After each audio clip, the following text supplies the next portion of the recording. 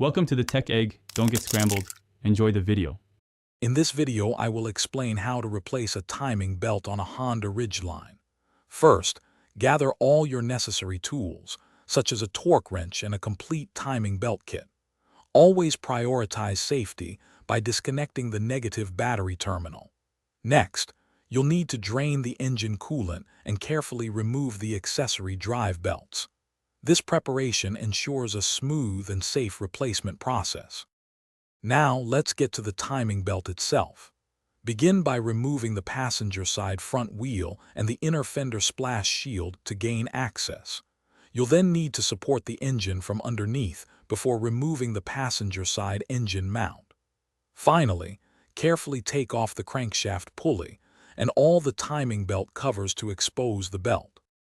This is the most critical step. First, align the crankshaft and camshaft timing marks exactly as specified in your service manual.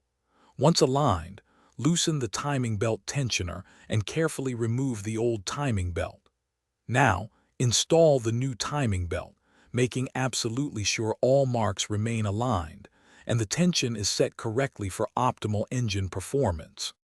With the new timing belt in place, it's time for reassembly.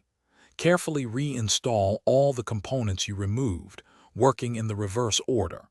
Once everything is back together, refill the engine with the appropriate coolant. Finally, start the engine.